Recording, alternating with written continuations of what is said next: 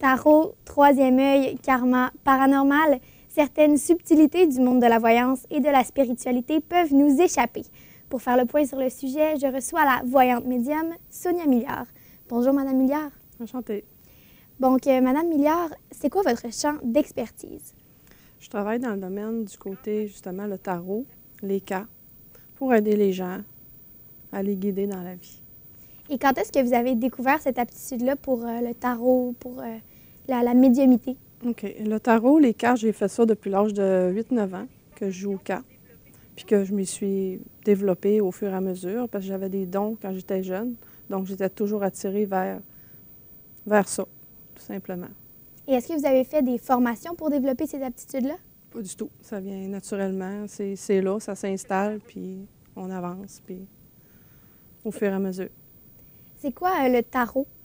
Le tarot, c'est les cartes. C'est un, comment on appelle ça, un outil de travail qu'on peut se servir quand on reçoit des gens. Ça nous donne le présent, le passé, le futur.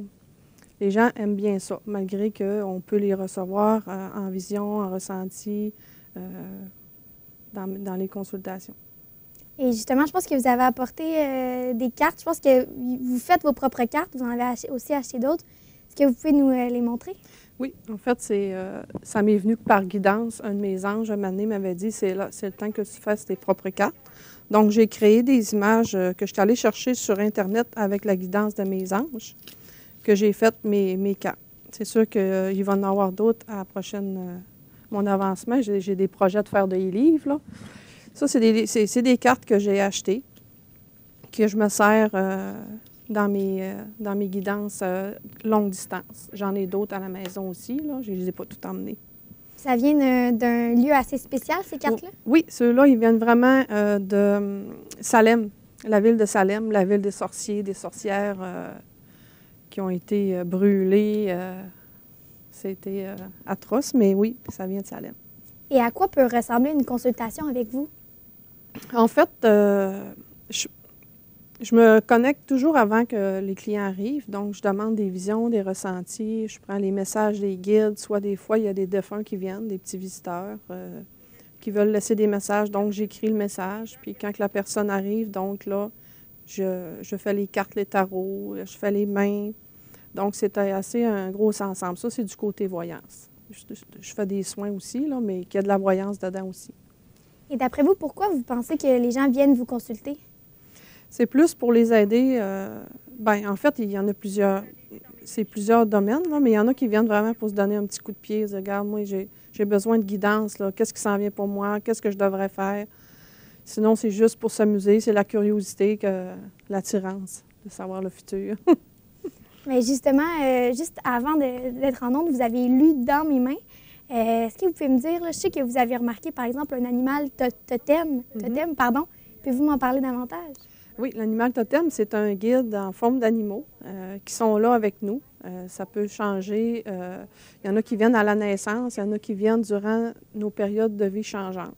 Donc, le hibou, c'est du côté clairvoyance. Donc, ça veut dire que le côté clairvoyance est là, est installé en toi, que de d'autres vies que tu en as utilisées. Donc, tu as le pouvoir de demander son aide à ce guide-là pour t'aider à te développer. Et vous avez vu aussi là, que j'avais des anciennes vies, entre autres une vie de sorcière. Comment vous pouvez déceler ça dans ma main? Bien, c'est nos lignes de main forment des dessins, OK? Puis le dessin, il était très clair dans le chapeau de sorcière que pour moi définit le chapeau de sorcière, médiumnité, tout simplement.